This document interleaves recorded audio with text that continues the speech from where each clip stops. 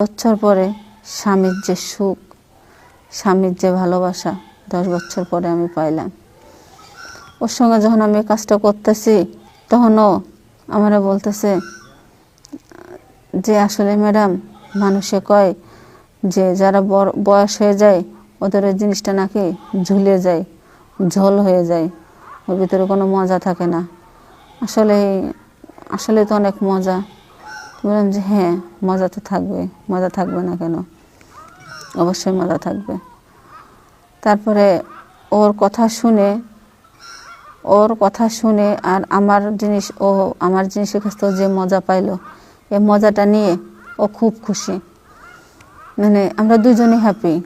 এরকম করে করে অনেকটা দিন হয়ে গেল। তো প্রতিদিনই এরকম আমাদের চলে, প্রত্যেকটা দিন আমরা দুজনে এরকম কোনো কিছু করি, নাই সকালে নাই বিকালে নাই রাত্রে।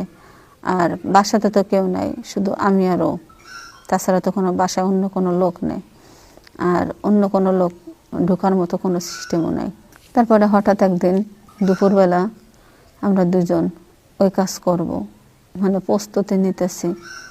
আমারও গায়ে নাই, ওরও নাই। তো এর ভিতরেই আমার ছেলে চাকরি করে, চাকরি থেকে হঠাৎ চলে আসছে যে আজকে বাড়িতে যেয়ে আমার মারে চমকে দেব। তো যাই দেখি আজকে আমার মা কোনে। এখন এটা বলে ও যখন ঘর থেকে বেরোইছে, বেরোনোর পর আমি ওরে মানে আমার বাড়ির সাইড থেকে তালা দিয়ে, মানে ভিতর সাইড দিয়ে তালা দিয়ে, তো চাবি ওর কাছে আছে। তো চাবি খুলে ঘরের ভিতরে ঢুকে দেখে যে এই অবস্থা। আসলে বাসার মধ্যে তো কেউ নাই, সেটা রুমের দরজা লাগাই নাই, মেন দরজা লাগানো। তো মেন দরজার চাবি তো আমার ছেলের কাছে আছে। তো আমার ছেলে খুলে এসে আমার বলতেছে, মা সি, তুমি এটা কি করলা? এটা কি তুমি ঠিক করছো? তো আমি বললাম, কেন ঠিক করো, কি হয়েছে? কই, মা কি হয় না এটা বলো।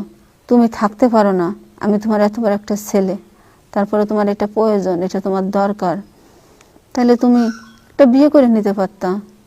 আজকে সেইটা না করে আমি এত ভালো একটা পোস্টের চাকরি করি, আর তুমি একটা কাজের ছেলের সঙ্গে এগুলা করতেছো। এটা যদি বাইরের লোকে জানে তাহলে কি আমার মান সম্মান থাকবে?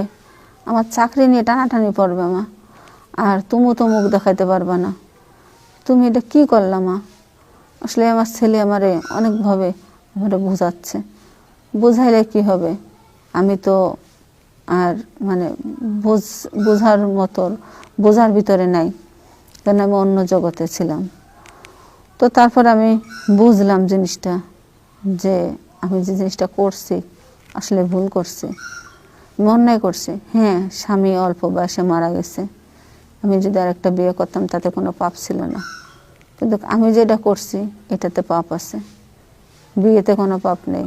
সে বুড়াকালে কি ইকালে কি, কেন ওটা হাদিসে আছে, যদি একটা ছেলে একটা মেয়ে পরপুরুষের হাত ধরো তাহলে বিয়ে করো, বিয়ে করে তার হাত ধরো, সেটাতে জাহাজ আছে।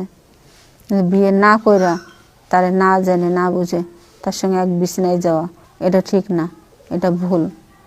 আসলে আপনারা যদি এরকম কোনো কেউ থেকে থাকেন এগুলো করবেন না, এর থেকে অনেকটা দূরে থাকেন, বিরতি থাকেন, ভালো থাকেন, সুস্থ থাকেন।